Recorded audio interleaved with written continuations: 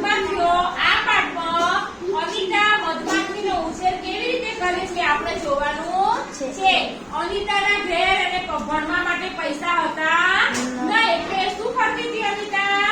જાતે ભણતી હતી અને છોકરાઓને ભણાવતી. આ એને ભણવાનું ચાલુ રાખ્યું. પછી એને કેટલા રૂપિયા ભેગા કર્યા?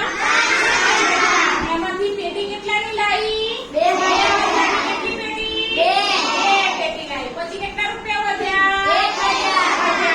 1000 રૂપિયામાંથી શું કર્યું એને?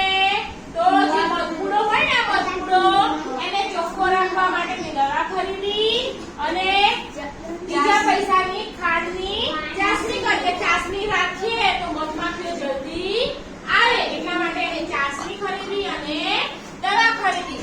પછી એ મધમાખીઓને ઉછેરવાનું એને સપ્ટેમ્બર મહિનામાં ચાલુ કર્યું. મધમાખીઓ ઓક્ટોબર થી ડિસેમ્બર માસમાં મધમાખી ઈંડા આપે એટલે એને વિચાર્યું કે હવે ઓક્ટોબર ડિસેમ્બર માસમાં તો મારી જોડે ઘણી બધી મધમાખીઓ થઈ જશે. પછી આ મધમાખીઓ લીચીનું ઝાડ હોય છે એ લીચીના ઝાડને લાલ ફળ લાગે. કેવા ફળ લાગે? લાલ.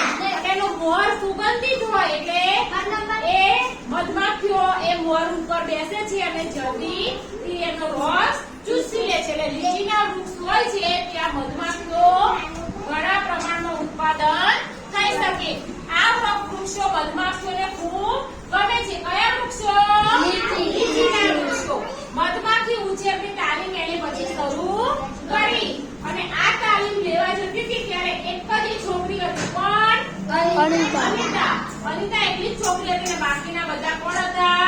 છોકરાઓ હતા. તો પણ એને મધમાખી ઉછેરવાનું ચાલુ કર્યું. કેમ?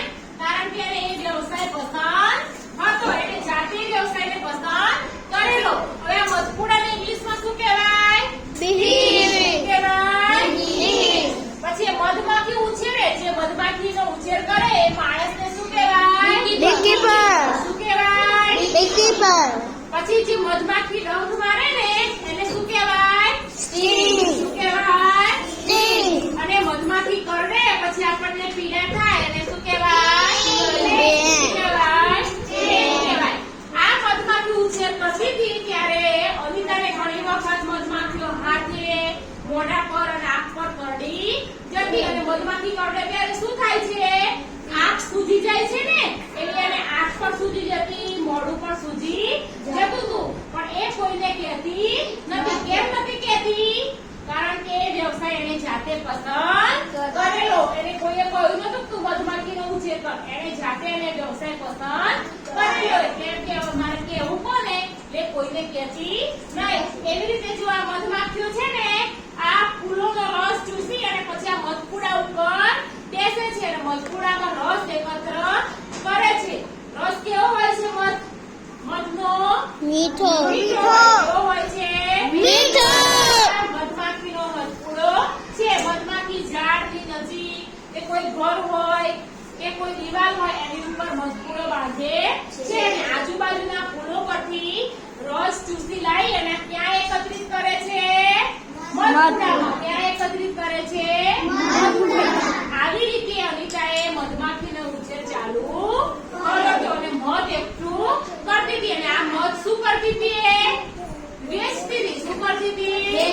મધપૂડામાંથી જે મધ નીકળે એ વેચી અને એમાંથી પૈસા કમાતી. આ અનિતાએ મધમાખીનો ઉછેર ચાલુ કર્યો હતો અને તેમાંથી પૈસા કમાઈ.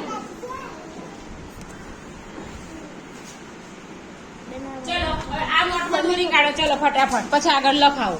આ બધું લખી કાઢો. પછી અહીં પૂરું થાય